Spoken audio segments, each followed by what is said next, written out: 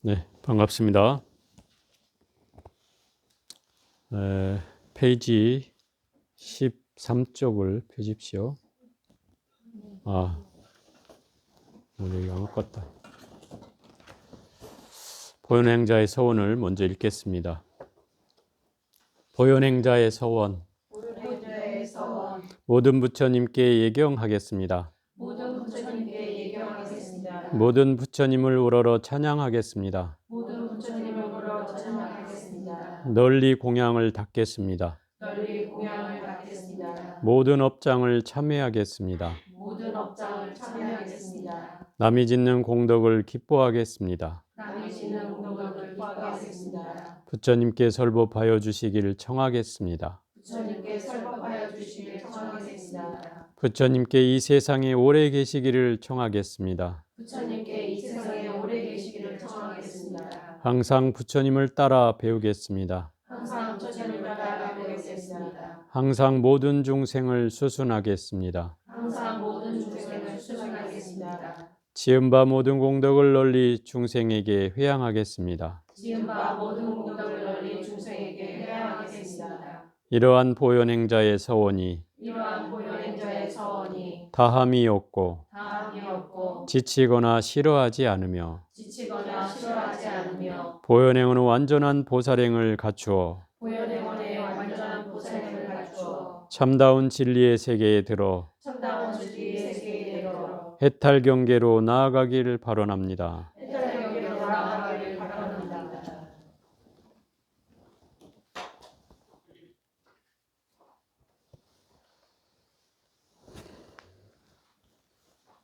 자, 13쪽 펴시고요. 8분 상수불학원을 하다가 말았어요. 그래서 지난 시간에 했던 걸 좀 요약하고 중간부터 하겠습니다.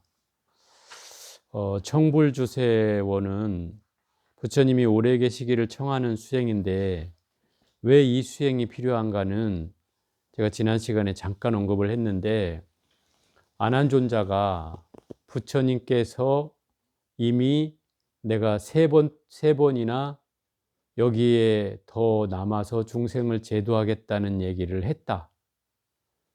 그래서 그 아난존자에게 내가 더 오래 머물기를 청하는 그 말을 하기를 바래서 3번이나 얘기를 했지만 아난은 그때 못 알아듣고 그 말을 하지 못했다.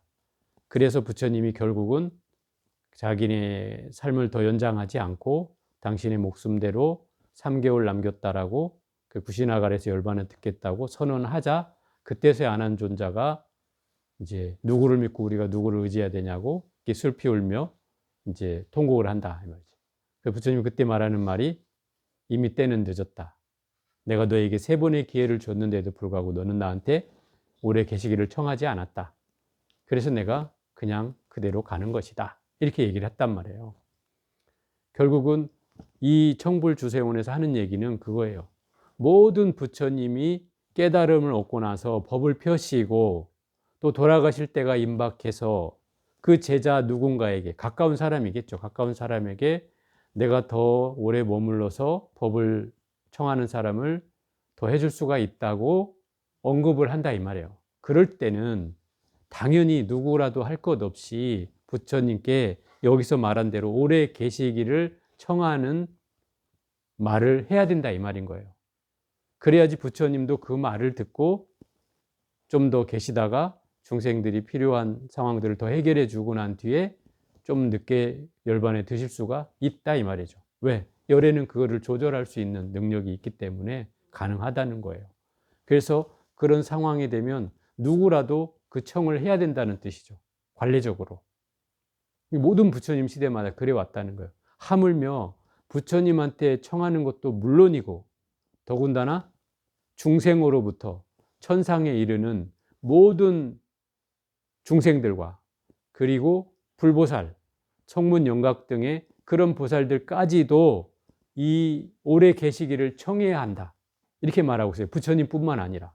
그 얘기는 무슨 얘기냐면 이 세상에 존재하는 모든 존재들도 또한 부처님이기 때문에, 중생이라 하더라도 이미 불성을 가지고 있는 부처님이기 때문에, 장차 부처님이 되실 분들이기 때문에 그들에게도 또한 오래 계시기를 청하는 원을 발해야 된다 이 말인 거죠.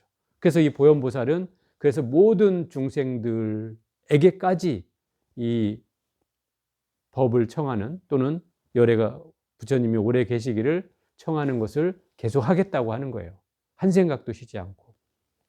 이게 이제 청불주세원의 내용이었고, 상수부락원은 부처님을 따라서 배운다고 하는 것인데 첫 번째 내용이 그거였죠. 비로자나불께서, 비로자나불은 실제로는 존재하는 부처님이라고 할 수는 없어요.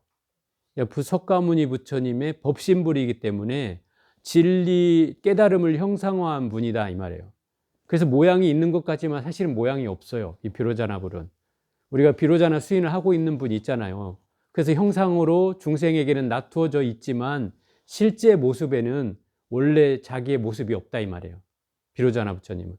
왜? 법신불은 그냥 그 진리 그 자체로 존재하기 때문에 어떤 우리가 쉽게 표현하면 어떤 에너지와 같은 거예요. 에너지는 눈에 보이지 않잖아요. 그래서 부처님이 화엄경에서 설법하는 주인공이 누구라고 그랬어요? 화엄경에 설법하는 주인공이 비로자나 부처님이란 말이에요. 그래서 비로자나 부처님 무슨 설법을 하신다? 광명설법을 하신단 말이에요. 그럼 빛으로 설법을 하신다는 거예요. 그러니까 결국 이 비로자나 부처님은 어찌 보면 빛이라고 할 수 있겠죠. 빛이라고. 그럼 빛은 빛을 발할 때 빛이 있는 거지, 실상은 이 비로자나 부처님으로 가만히 계실 때는 어떤 형상을 띠지 않는다 이 말이에요. 정멸 그 자체이기 때문에. 다만 이것이 화신이 되어서 석가모니로 놔두면 그때 형상이 만들어지는 거죠. 그렇게 이해해야 된다 이 말이에요.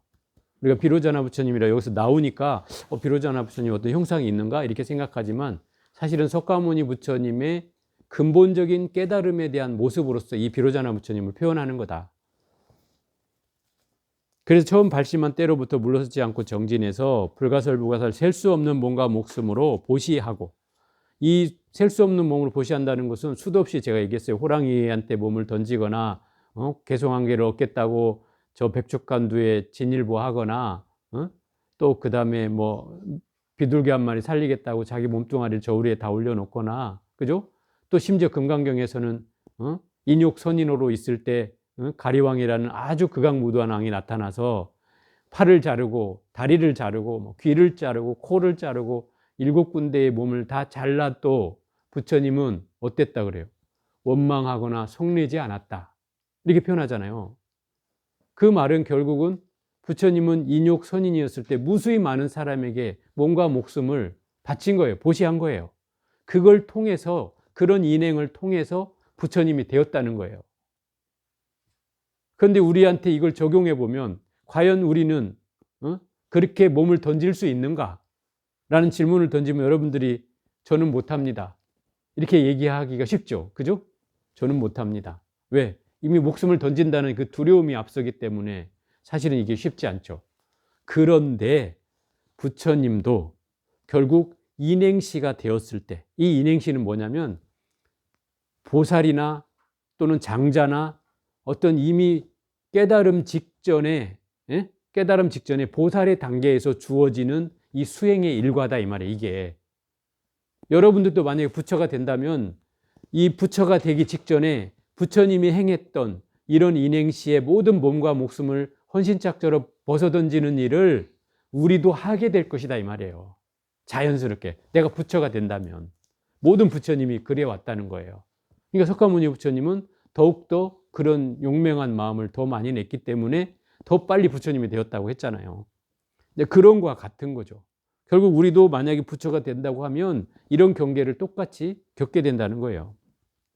심지어 부처님은 가죽을 벗겨서 종이를 삶고 뼈를 쪼개 붓을 삶고 피를 뽑아 먹물을 삼아서 수미산만큼 사경을 했다고 하잖아요. 그만큼 많은 공덕을 지었다는 뜻인 거죠. 그죠? 여러분 뭐 한 10년 사경했다고 막 나 엄청 많이 했어 막 자랑하잖아요. 여러분들 막 제가 지금까지 한 것만 치면 집 한 채는 했을 겁니다 막 이렇게 자랑하는데, 이 수미산에 비한다면 세 발의 피죠. 발끝에 떼도 안 되는 거죠.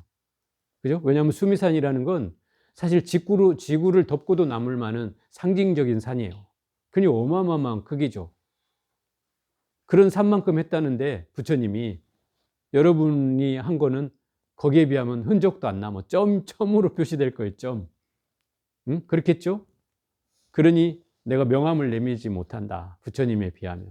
그러니 부처님은 이 과거생에 이런 수없는 인행을 쌓아서 결국 부처가 되었기 때문에 결국 우리도 이런 공덕을 짓는 이유가 뭐겠어요, 결국은. 이런 경과를 조금씩 하나씩 배워가는 거죠. 그죠? 부처님이 해왔던 인행을 똑같이 따라서 하나씩 밟아가는 거예요. 그래도 어쨌든 한 가지라도 닮아가고 있는 거잖아요. 이게 부처님을 따라 배우는 거다 이 말이에요. 부처님이 해왔던 방식을 그대로 따라 배우는 것이 우리 삶의 기준이어야 되잖아요. 또 그게 목표여야 되고, 불자라면, 또 부처님의 제자라면. 그러니까 그런 방식으로 나아가는 것이 당연한 과정인 거죠. 더군다나 진리를 하나 얻겠다는 것으로 몸과 목숨을 수없이 던졌단 말이에요. 개송 하나 얻겠다고 그 백척간대에 올라가서 진일보 하잖아요. 한 발 뛰잖아요. 나 개송 하나 더 들려주라 하면서. 그런 것처럼 부처님은 그런데 진리를 얻겠다는데 목숨을 아끼지 않았다. 하물며 내가 왕위를 가진 것을 좋아했겠냐 이 말이야. 당신이 왕자였지만 그걸 초기와 같이 버렸다 이 말이에요. 그죠? 또 당신이 어디 부자의 장자의 아들로 태어났어도 그 장자의 지위를 헌신짝저럭 버렸다. 왜? 생명을 살리는데 자기 몸을 쉽게 던졌으니까 그런 지위와 고하를 막론하고 자기는 이런 헌신을 했다는 거예요. 그러니 내가 뭔 집착을 했겠냐 이 말인 거죠. 그거보다 더 어려운 고행도 했을 것이다 이런 얘기죠. 또한 보리수 아래에서 정각을 이루고, 여기서부터 이제 안 했던 부분이죠. 보리수 아래에서 정각을 이루고 여러 가지 신통을 보이며 갖가지 변화를 일으키고 여러 가지 부처님 몸을 나타내어 온갖 대중이 모인 곳에 계시거나 혹은 모든 보살 대중이 모인 도량이나 혹은 성문 벽지불 등이 모인 도량이나 혹은 전륜 성황 소왕과 그 권속들이 모인 도량이나 혹은 찰제리 바라문 장자 거사들이 모인 도량이나 혹은 하늘 용등 팔부 신중과 사람인들 아닌 듯한 것들이 모인 도량에 계시었다. 이 말은 무슨 얘기냐면 부처님께서 어떤 행위를 했냐면 정각을 이루고 신통을 보이며 갖가지 변화를 일으켰다. 이것은 화신으로 나텄다는 뜻이에요. 1100억 화신이잖아요. 부처님이 석가모니가 1100억 화신 석가모니불이잖아요. 그러니까 수없는 몸으로 중생이 원하는 바에 따라서 나투었다는 거예요. 부처님이. 그러니까 여기에 나오는 게 뭐예요? 부처님이 여러 가지 몸을 나타내서 대중이 모인 곳에 계시기도 하고, 또 보살 대중이 모인 도량이나 성문 벽지불, 성문 영각 등의 보살이 모인 도량이나 혹은 왕들이 모여있는 소왕과 작은 왕이나 큰 왕들이 모여있는 그 권속들이 모여있는 도량이나, 여기서 찰제리는 범어로 찰제리, 아니 범어로가 아니라 한문으로 이게 찰제리인 거고, 범어로는 크샤트리아라는 말이에요. 크샤트리아가 뭐예요? 계급, 귀족이나 왕족을 크샤트리아라고 하잖아요. 응? 바라문은 인도에는 사성계급이 있어요. 지금도 이 관례로 남아있어요. 법으로는 없어졌지만 관습이 남아있어요. 그 제사계급이 최고의 계급이에요. 바라문이에요. 그 사람이. 지금은 그 브라만이라고 표현하는데, 지금도 인도에는 그 성자처럼 빨간 그 주황색 그 두건을 두르고 막 성자 흉내낸 사람이 있어요. 그런 사람이 주로 바라문이에요. 그리고 이미 바라문은 그 소위 말하면 그 성씨에, 인도의 그 성씨에 딱 성씨만 들으면 아, 저 사람 바라문이야? 저 사람 귀족이야? 저 사람 바이샤야? 저 사람 수드라야? 알 수 있어요. 딱 이름만 들으면. 그러니 이름만 딱 들으면, 성씨만 딱 들으면 고개를 수그리는 거예요. 아, 저 사람 바라문이구나. 바라문 집안에 태어나잖아요. 나이가 젊어도 저 바이샤나 수드라의 계급에 아주 나이 먹은 사람한테도 뒷짐지고서 막 호령을 쳐. 옛날쯤 우리 양반하고 상놈하고 이런 수준이란 말이에요. 제가 그런 현장도 봤어요. 옛날에 그 인도나 네팔 갔을 때 그런 현장도 봤어요. 그만큼 그런 계급이 지금도 관습적으로 남아 있어요. 그러니까 여기서 말하는 찰제리는 바로 귀족 크샤트리아를 말하고, 바라문은 제사 계급의 최고인 사람이 바라문이죠. 그 다음 장자는 부호를 말하죠. 부자. 그 다음에 거사는 일반 제가신도. 이런 사람들이 모여온 도량에도 부처님이 변화해서 몸을 놔둔다 이 말이에요. 또 하늘 용등, 철룡 팔부신중이잖아요. 하늘 용등, 이 팔부신중이 뭐예요? 여러분 맨날 외우는 가루라, 긴나라, 마우라가 있죠? 이 사람들이 팔부신중이야. 거기에다가 사람인 듯 아닌 듯한 사람이 인비인 등 요런 사람들이 계시는 곳까지 부처님이 다 놔두어서, 몸을 놔두어서 이들에게 뭐를 한다? 원만한 음성으로 이러한 여러 대중의 모임과 함께하며 원만한 음성을 천둥소리처럼 하여 그들이 좋아하고 바라는 바에 따라 중생을 성숙시키고, 이렇게 돼 있어요. 이 말은 무슨 얘기냐면 이런 모든 모임의 대중들이 계신 곳마다 부처님이 변화해서 몸을 놔둬 가지고 원만한 음성으로, 원만한 음성은 뭐예요? 사람들이 듣기에 좋은 완전한 소리로 천둥 소리처럼 하여, 이것을 일명 사자후라고 표현하는 거예요. 사자후 들어봤죠? 우리 정법 갈 때도 사자후를 합쳐서 이러잖아요. 부처님의 법문을 사자후라고 표현해요. 왜 사자후냐? 사자의 목소리처럼 들린다는 거예요. 예를 들어서 부처님이, 사자가 이 아프리카 사막에서 막 큰 소리를 치잖아요. 사자의 포효를 하잖아요. 그러면 천지가 다 떤다 그래요. 동물들뿐만 아니라 식물들까지 다 벌벌벌 떤다는 거예요. 그런 목소리가 사자후예요. 부처님을 이 사자후에 비견하는 거예요. 그래서 부처님은 한번 법문을 하면 세상의 모든 사람들이 원만한 음성으로 낮은 소리로 해도 이렇게 듣는다는 거예요. 천둥 소리처럼 듣는다는 거예요. 그래서 막 몸에 아예 새겨지는 것과 같은 거죠. 너무 잘 들려. 큰 소리로. 그런 이제 목소리로 들린다는 거예요. 그렇게 해서 중생들이 좋아하고 바라는 바를 잘 가르쳐 가지고 성숙을 시킨다 이 말이에요. 성숙은 뭐예요? 어리석은 중생을 지혜롭게 바꿔간다 이 말인 거죠. 변화시킨다. 누가? 부처님께서. 그렇게 부처님은 평생을 사셨다는 거예요. 부처님이 변화한 신통 가운데 보통 신통은 육신통이라고 해요. 육신통은 신족통, 걷는 것을 마음대로 할 수 있어요. 그래서 아무리 먼 곳이라도 순식간에 갈 수도 있어요.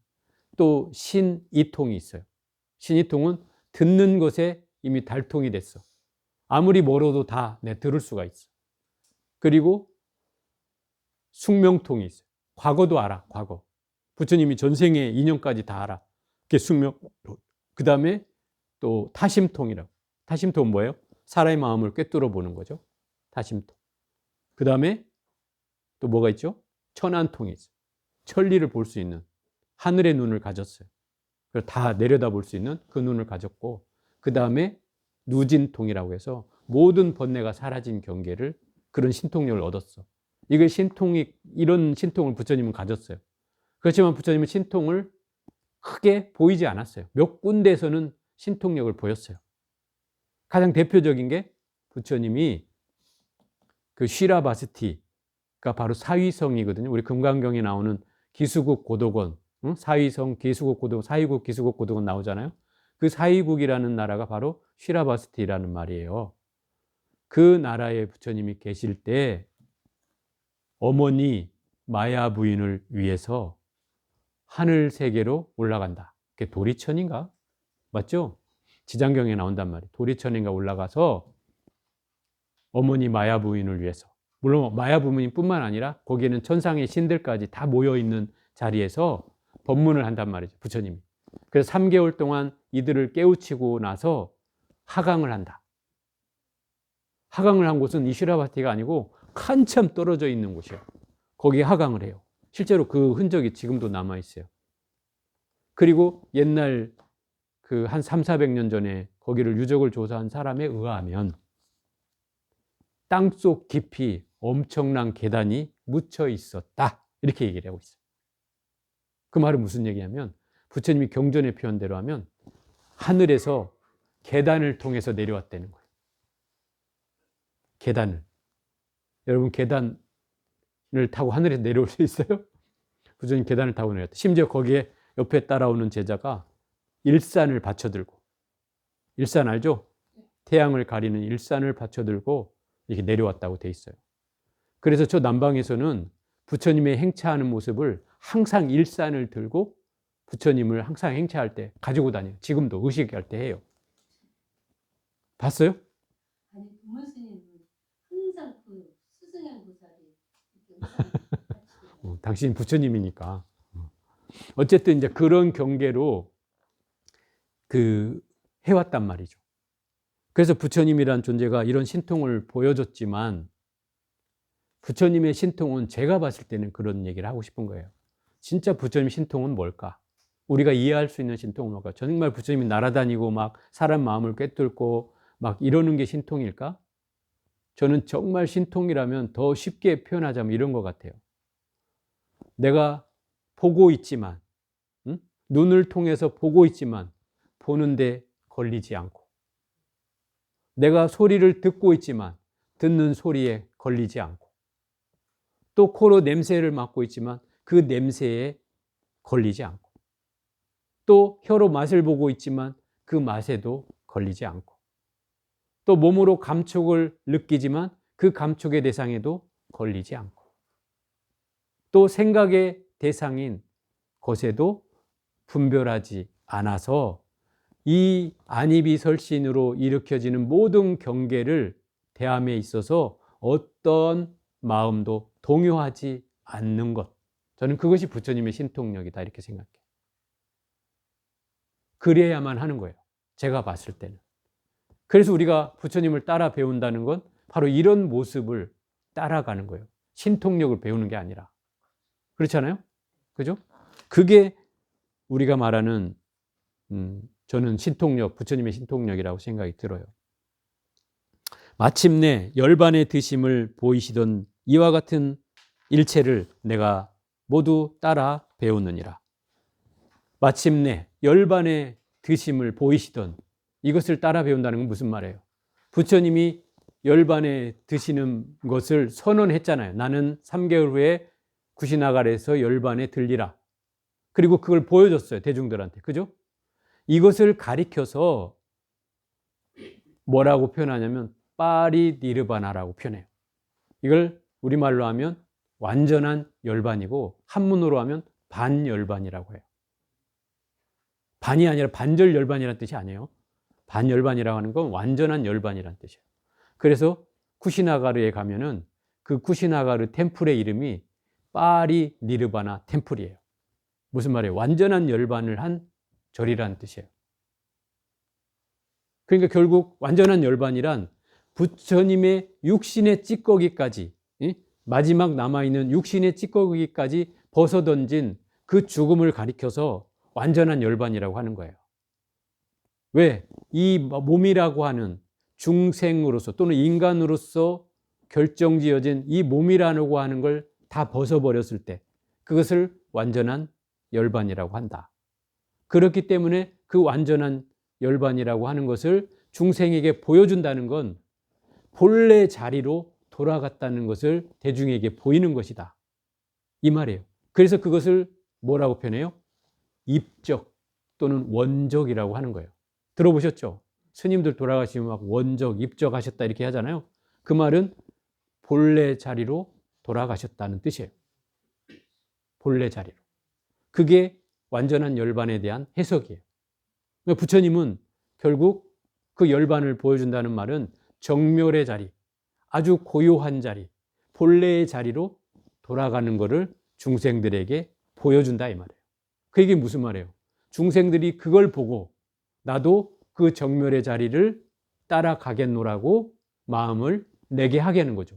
그죠? 그래서 따라 배우게 한다는 뜻인 거예요. 그거를. 부처님처럼 나도 어떤 번민 없이 괴로움 없이 저 정멸의 세계로 들어가겠습니다. 그렇게 하도록 노력하겠습니다. 이게 따라 배우는 거잖아요. 그걸 보여준다는 뜻이에요.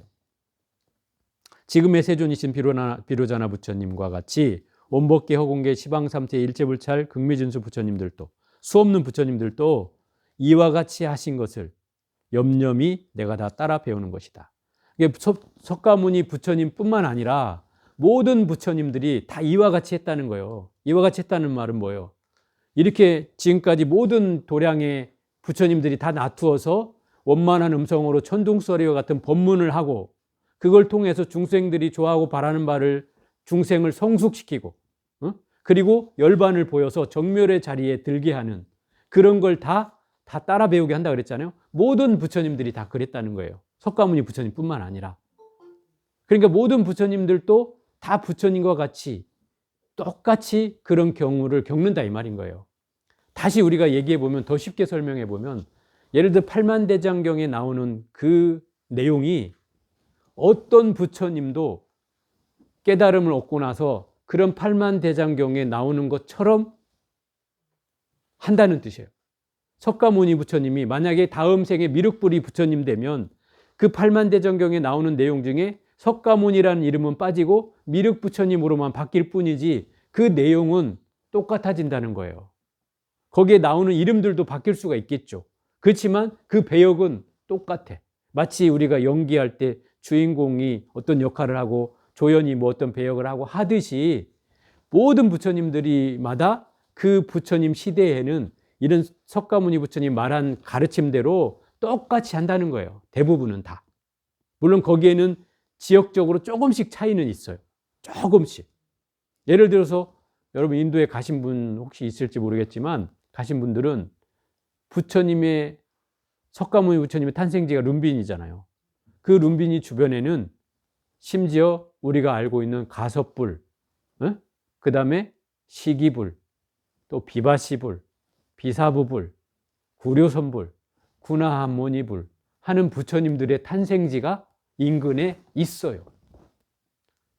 다 없어진 곳도 있고 현재 그 아쇼카 석조라고 하죠. 그것이 남아있는 그런 곳이 몇 군데가 있어요. 그래서 구나한모니불하고 또 구류선불인가? 하고 하여튼 몇 분이 그 성지가 지금도 그 룸비니 주변에 남아있어요. 저도 그 룸비니 있을 때 거기를 여러 번 방문을 했죠. 그럼 무슨 얘기냐면 석가모니 부처님 탄생한 룸비니 주변에는 다음에 올 미륵 부처님이 오신다 해도 충분히 그 근처에서 태어난다는 뜻이다 이 말이에요. 완전히 룸비니는 아니래도 그 근처에서 태어난다 이 말이에요. 왜? 모든 부처님들이 거기서 태어났기 때문에. 그게 역사적으로 또 이 교리적으로 설명되고 있는 부분이단 말이에요. 그러니까 결국 이 말이 그런 뜻이다 이 말이에요. 모든 부처님들이 다 석가모니 부처님과 같이 다 똑같이 그렇게 해왔다는 거예요. 그래서 내가 따라 배운다고 하는 것은 누구예요? 보현보살이 내가 이렇게 부처님이 해왔던 행실을 그대로 따라서 나도 하겠노라고 지금 발언하고 있는 것이다 이 말이에요.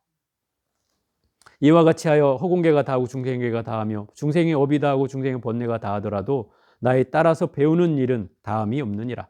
이렇게 염려이 계속하여 잠깐도 쉬지 않건만 몸과 말과 생각으로 짓는 일은 조금도 지치거나 싫어함이 없느니라. 결국 이 보현보살은 늘 모든 서원에서 얘기했듯이 나는 끝이 없는 발언을 할 것이다. 무궁한 발언을 할 것이다. 다함이 없는 발언을 할 것이다. 그리고 이 발언을 절대 지치거나 싫어하지도 않을 것이며 이것을 생각을 거듭해서 끊임없이 이 생각을 놓치지 않고 수행하듯이 이 서원을 발할 것이다. 이렇게 얘기하고 있는 거예요. 자, 9분 항순 중생원 조금만 하고 될게요. 항순 중생원은 사실은 이 보현행원품의 저는 결론이다 생각이 들어요. 보현행원품의 가장 중요한 부분이에요. 왜 중요하냐? 이 장이 사실은 10분 10가지 서원 가운데 제일 많아요. 양이. 그래서 제가 이걸 두 번에 나눠서 하려고 해요. 왜 제일 많을까? 중생을 얘기해서일까? 바로 여기서는 저는 수순이란 말을 좀 주목하고 싶어요. 수순. 항순 중생이란 뜻은 항상 중생을 수순하는 수행을 하겠다 이렇게 말하는 거예요. 수순이라는 말은 어떤 뜻이냐면 중생들이 원하는 바를 쫓아서 중생을 섬기고 받들고 공양하며 그들을 이롭게 하겠다고 마음을 내는 것이 바로 수순이라는 의미예요. 이해가 돼요? 그 중생이 어떤 중생이든 간에 그 중생에게 끊임없이 섬김과 받듦과 공양과 그를 이롭게 하겠다는 마음을 내는 게 바로 그게 수순이라는 거예요. 그러면 중생을 수순한다는 말은 결국 그 중생에게 내 모든 걸 바치겠다는 뜻이다. 왜 그래야 되는가? 왜 그래야 되느냐면 여기서 이제 얘기를 하고 있어요. 또 선남자여, 중생을 항상 수순하는 것은 온 법계 허공계의 시방세계에 있는 모든 중생들은 여러 가지 차별이 있으니 알로 나고 태로 나고 습기로 나고 화하여 나는 것들이 땅, 물, 불, 바람을 의지하여 살기도 하고 허공을 의지하여 살기도 하며 풀과 나무를 의지하여 살기도 하느니라.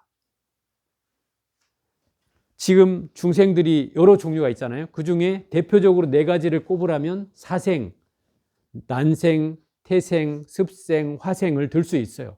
그래서 난생은 알로 태어나는 것이고 이 알로 태어나는 것은 주로 파충류나 조류, 그죠?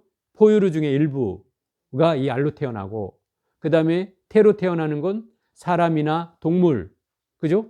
이런 것들이 주로 태로 태어나죠. 동물들도 주로 태로 태어나니까. 그리고 습기로 태어난 중생이 있어요. 그 습기로 태어난 중생은 누구예요? 뭐 구더기라든지 모기, 파리라든지 물가에서 주로 태어나는 생명들이 있잖아요. 그런 생명들이 바로 습기로 태어난 중생들이에요. 또 화생은 이 화에서 태어난 중생들이니까 지옥에 있다가 뭐 천상에 태어난다든지 이렇게 변화해서 태어나는 중생들을 말해요. 그래서 천상에 사는 중생들이 주로 이 화생에 속하죠.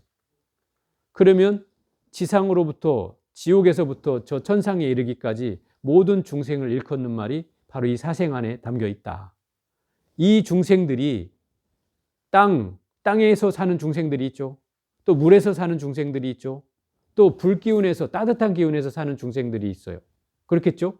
그 다음에 또 바람에 의해서 사는 중생들이 있어요. 어떤 작용을 통해, 움직임을 통해서 사는 중생들이 있고, 그 다음에 하늘 위에 사는 중생들이 있어요. 하늘에 사는 중생들은 누구예요? 주로 날아다니는 생명들은 하늘을 의지해서 살잖아요. 새들이라든지 이런 생명들. 그 다음에 풀과 나무를 의지해 사는 중생들이 있잖아요. 풀 속에 사는 중생, 나무 속에 사는 중생들이 있잖아요. 그런 중생들도 다 의지하여 살기도 한다. 이런 중생들의 모습이 있는데 이것 말고도 수없이 많은 종류의 중생들이 있다. 그래서 각가지 생류들은 여러 가지 몸을 가졌고 또 여러 가지 형상이 있고 여러 가지 모양이 있고 여러 가지 수명이 있고 여러 가지 종족이 있고 여러 가지 이름이 있고 여러 가지 성질과 여러 가지 소견과 여러 가지 욕망과 여러 가지 위와 여러 가지 의복과 여러 가지 음식과 여러 시골 마을과 도시와 궁전에 사는 것들이니라. 수많은 종류의 사람들이 있다는 거예요. 여기다가 하늘과 용과 팔부 신중과 사람인 듯 아닌 듯한 것들이며 이것은 천룡 팔부 신중을 말하는 거죠. 하늘에 사는 대중들, 천룡 팔부 신중, 아루라 가루라 긴나라 마우라가 인비인 등 이렇게 나오잖아요. 그런 중생들, 그리고 심지어 발 없는 것, 또 발 있는 것 중에 2발 가진 것, 4발 가진 것, 여러 발 가진 것, 또 색깔이 있는 것, 색깔이 없는 것, 또 생각이 있는 것, 생각이 없는 것, 생각이 있는 것도 아니고 없는 것도 아닌 것 등 모든 종류의 생명체를 다 언급한 말이에요, 이 말이. 그러면 이렇게 많은 말을 할 게 아니라 한마디로 얘기하자면 모든 종류의 생명체 이러면 될 건데 부처님이 너무도 상세하셔서 그것을 다 열거하고 계시다. 모든 종족, 이름, 소리, 다 언급하고 있다.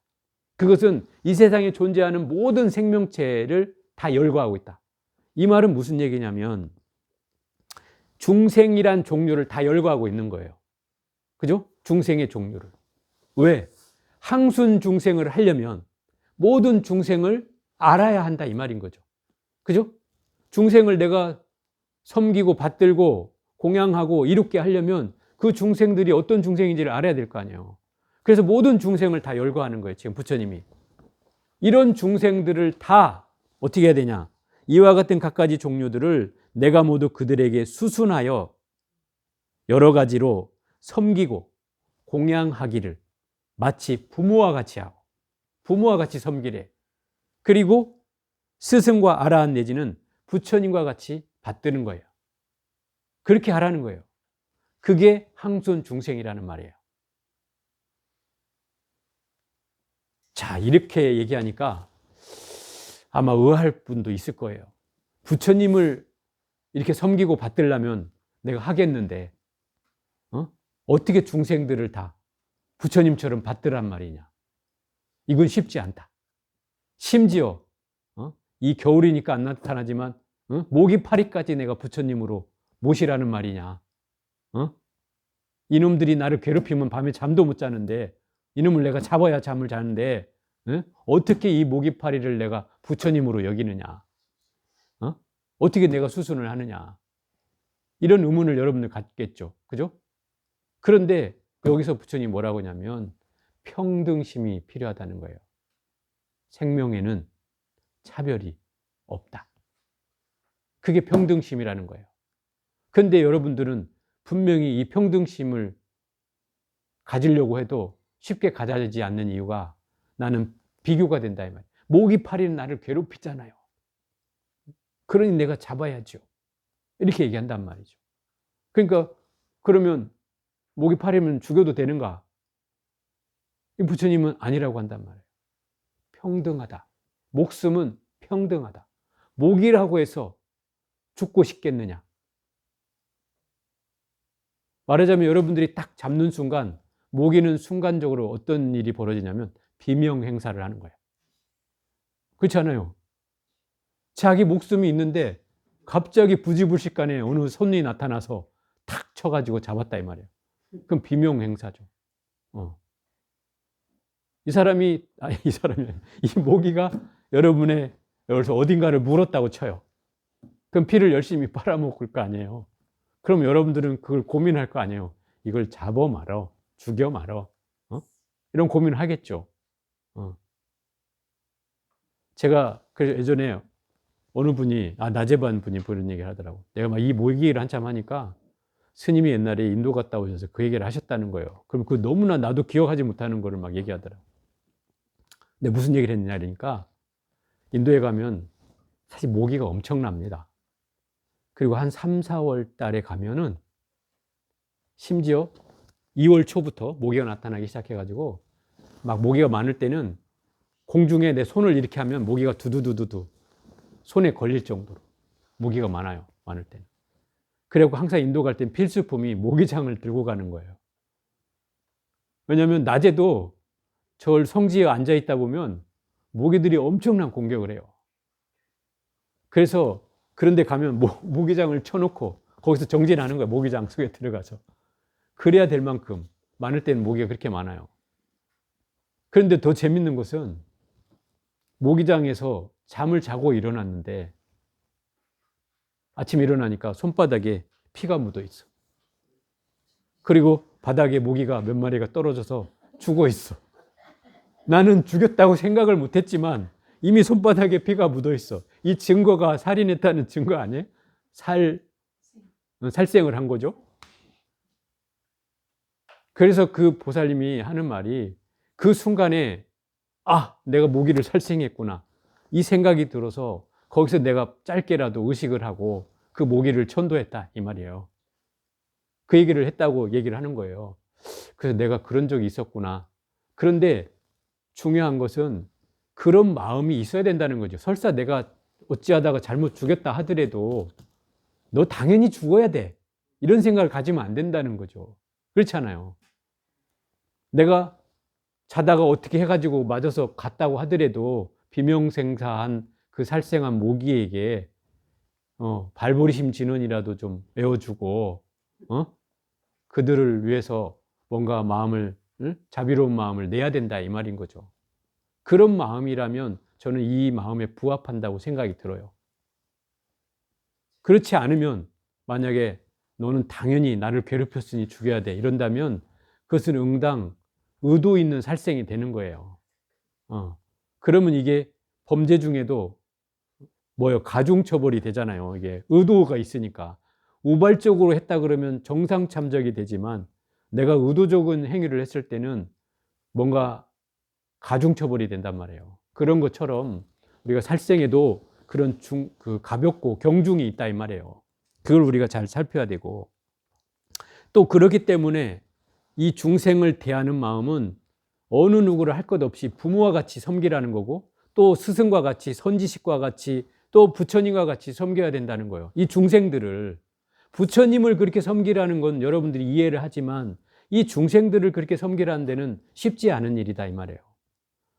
또 멀리 갈지 않더라도 여러분이 여러분을 스스로가 동료를 또 도반을 부처님처럼 섬길 수 있냐 이 말이에요.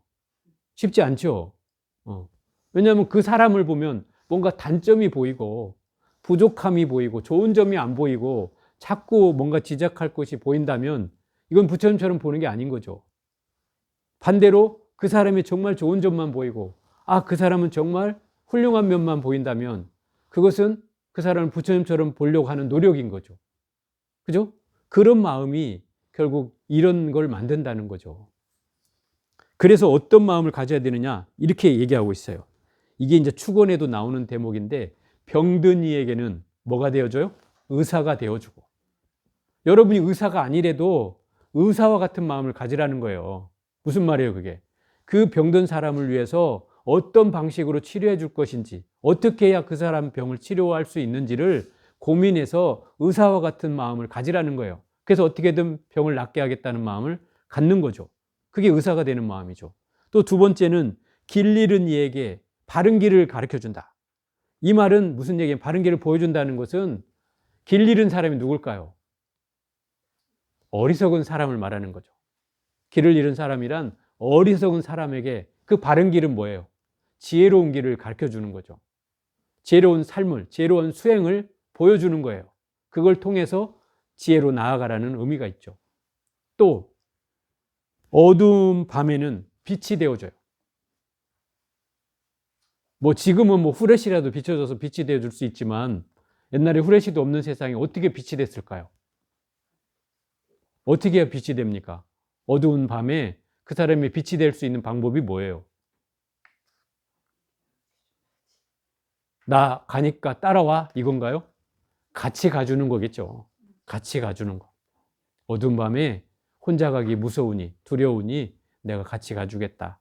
이런 마음이라면 그 빛이 되어주는 거죠. 그죠? 그런 마음이라고 생각이 들어요. 또 가난한 이에게는 재물을 주는 거예요. 물론 이 재물은 있는 사람이 가난한 사람이 베푸는 게 아니라 내가 설사 없더라도 그 사람이 필요하다면 내 것이라도 꺼내줄 수 있는 마음이죠. 그게 재물을 주는 거죠. 가난한 마음 사람에게 재물을 주는 마음은 내가 많아서가 아니라 그 사람에게 더 필요한 것 같으니 내가 이걸 더 주겠다는 마음을 갖는 것.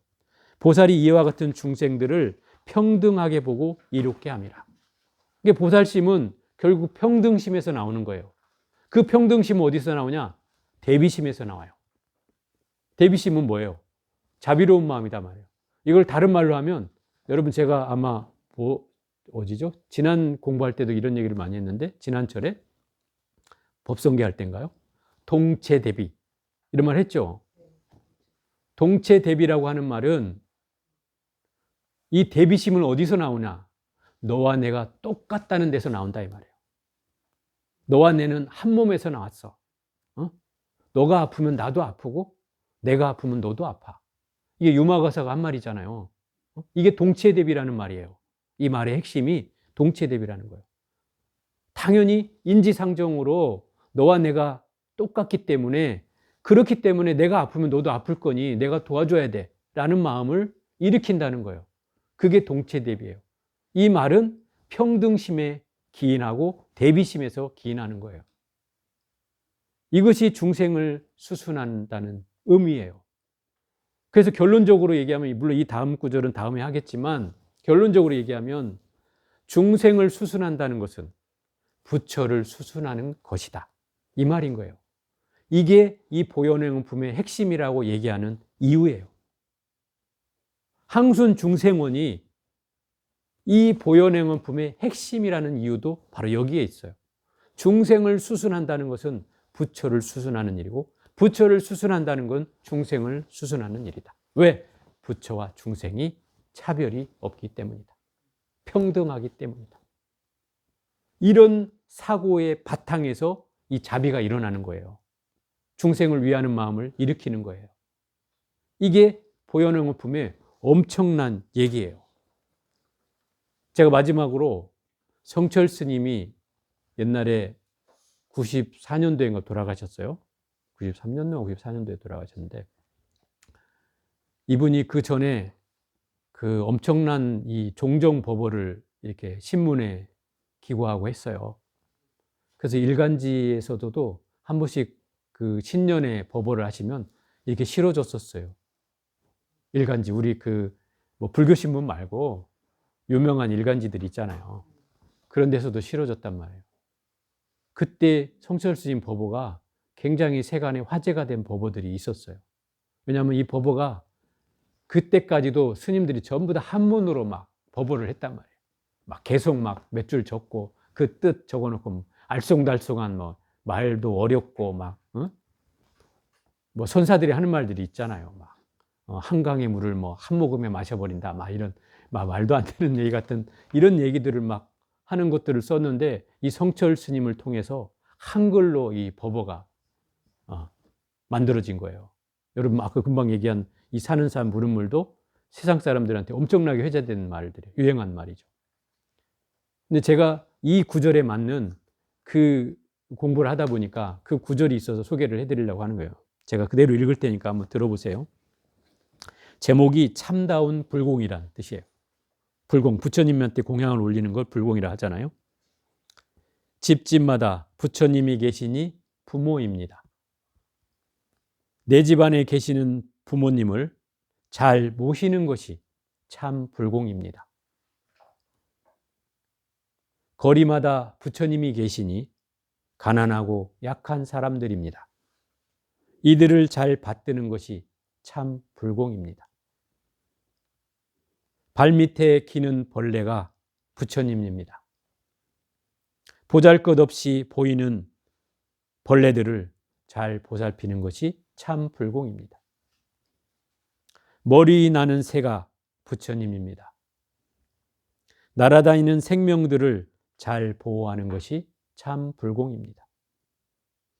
넓고 넓은 우주, 한없는 천지의 모든 것이 부처님입니다. 수없이 많은 이 부처님께 정성을 다하여 섬기는 것이 참 불공입니다.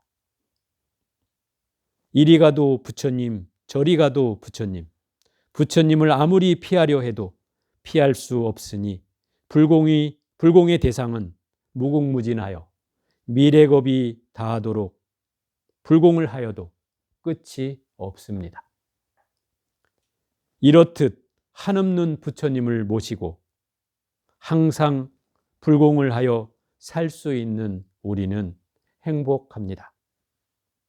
법당에 계시는 부처님께 한없는 공양구를 올리고 불공하는 것보다 곳곳에 계시는 부처님들을 잘 모시고 섬기는 것이 억천만배 비유할 수 없이 더 복이 많다고 석가세조는 가르쳤습니다. 이게 참다운 불공에 대한 성철 스님의 법어였어요. 이 말들이 세간 사람들한테는 엄청난 반향을 일으켰어요. 왜? 종교를 믿지 않는 사람들이 더 열광했어요. 이 말 속에서. 이 말은 들어보면 무슨 말이에요?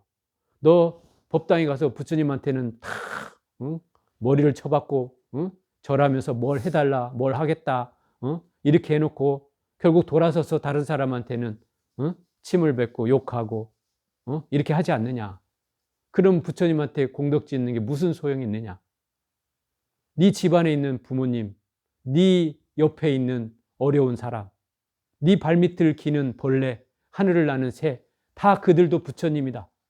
그들을 제대로 보살피고 보호하는 것이 진짜 불공이다.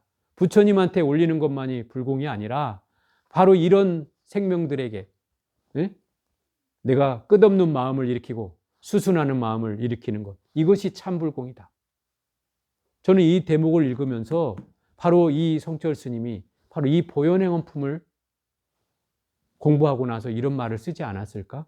심지어 이 항순 중생원을 읽으면서 이런 가르침을 쓰지 않았을까? 하는 생각이 들 정도로 너무나 일맥상통하는 부분이다 이 말이죠. 그죠? 그러니까 우리의 의식에는 부처님은 대단하지만 우리 중생들은 대단하다고 여기지 않잖아요. 우리 스스로가. 그죠? 그런 마음이 있어요. 저부터도 있어요. 그래서 그런 마음들을 우리가 냉철하게 보고 어떻게 하면 내가 이 중생을 부처로 볼 수 있는가. 이건 굉장히 중요한 대목이다 이 말이에요. 이 항순 중생원은 그걸 가르쳐 주는 거예요. 모든 중생을 부처로 대하라. 그러면 그곳에서 그런 마음에서 모든 게 해결된다는 뜻이에요. 대비심도 생겨나고 평등심도 생겨나고 또 그를 통해서 지혜를 얻어서 깨달음으로 나아가는데 가장 밑거름이 된다는 뜻이기도 해요. 그걸 설명하고 있는 게 바로 이 대목이에요. 자, 오늘은 여기까지 해볼게요.